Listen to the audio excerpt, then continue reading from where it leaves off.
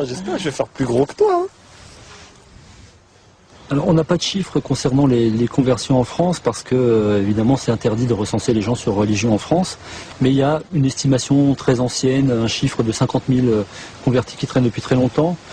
J'ai eu des chiffres par le ministère de l'Intérieur, des chiffres très officieux qui datent d'une dizaine d'années, qui étaient une estimation des renseignements généraux à 110 000, 120 000 convertis en France. C'est difficile de savoir. Alors moi je suis d'origine italienne, mes deux parents sont italiens de la vallée d'Aoste, c'est la Savoie italienne. Et ils m'ont transmis la foi du charbonnier, leur catholicisme romain, et auquel j'ai adhéré jusqu'à l'âge de 28 ans. Et à l'âge de 28 ans, je me suis converti à l'islam. Pourquoi? Parce que depuis que j'étais gamin, j'avais toujours le sentiment qu'il y avait quelque chose de commun dans les différentes religions. Et à l'âge de 28 ans, je me suis intéressé, j'ai voulu étudier à l'université les différentes religions. Et j'ai accroché très vite sur l'islam, en l'espace de quelques cours d'islamologie. J'ai décidé de me convertir à l'islam, à la fois parce que j'y ai trouvé nourriture pour le cœur et la raison, hein, pour aller un peu vite, mais aussi parce que je n'ai pas vu de rupture avec ma religion précédente. Pour moi, je considère que l'islam est la suite du judaïsme et du christianisme. Et donc, à partir de là, j'ai rajouté un étage à ma fusée religieuse, mais sans pour autant renier ce que j'étais avant. Grâce à Allah et au travail au collège musulman. Les gens qui se convertissent à l'islam racontent des histoires extrêmement variées. Il y a des gens qui sont allés faire du tourisme au Maroc et ont entendu l'appel à la prière et ont été subjugués par ça et ils se sont convertis. D'autres gens, ils ont étudié 10 ans avant de se convertir. D'autres étaient très contre et puis un jour...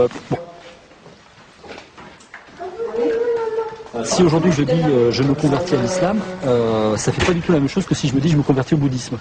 Je me convertis au bouddhisme, on me dit tiens c'est un joyeux, il va dans un truc zen, un peu soft, c'est assez exotique mais bon pourquoi pas. Par contre si je dis je me convertis à l'islam, je me convertis à quelque chose qui fait peur, donc on commence à me soupçonner, à me regarder de travers, à dire mais il s'est fait embobiner, il rentre dans un truc, on va l'obliger à poser des bombes. Donc il y a toute une dimension qu'on se voit plaquer très vite dans son milieu familial, dans son milieu professionnel éventuellement, et assez vite aussi si l'on est actif, et ça a été mon cas, j'ai toujours été actif dans des associations, des partis politiques, etc. Et donc le fait de me retrouver musulman, j'ai voulu être actif en milieu musulman, et très vite je me suis retrouvé face à des renseignements généraux, à la DST, etc. Paradoxalement, c'est pas eux qui ont fait que je suis devenu musulman, quoi. Franchement. Oui, donc ensuite j'ai effectivement appris de façon officielle qu'il fréquentait la mosquée, ça je l'ai appris, donc bon là je me suis dit ok là c'est bon, là, ça y est. Mais bon c'est sûr qu'au début ça secoue, quoi, ça interpelle, c'est le moins qu'on puisse dire. Mais après il faut rapidement essayer de comprendre, parce que si on n'essaie pas de comprendre, on va camper chacun sur ses positions et on va... Moi, je risquais de les perdre tous les deux, hein, puisque ma petite sœur... Après, sa sœur a suivi forcément le même chemin. Mais donc, si on n'essaie pas de comprendre, on perd ses enfants. Donc, c'était pas le but non plus. Donc, Mathieu m'a carrément même prêté des bouquins, notamment sur la réflexion de certains personnages connus français sur l'islam. Et puis, à partir de là, j'ai effectivement commencé, on va dire... Mon travail de compréhension et d'acceptation.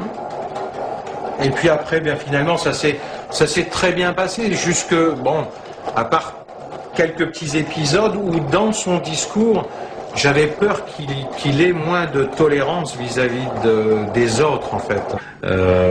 Au contraire, parce que plus j'ai essayé de comprendre, et plus je me suis aperçu que non seulement c'était, on va dire, cartésien, que c'était...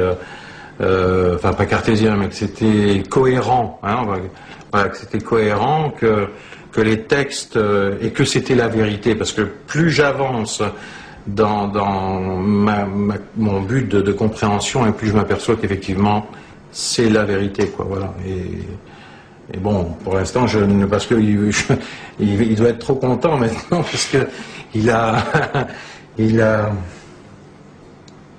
réussi, quoi.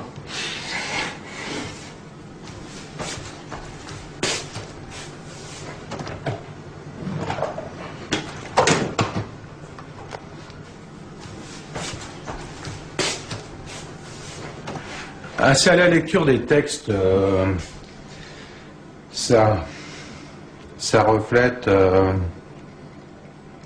certainement ce ce que j'aurais dû chercher peut-être toute mon existence en fait.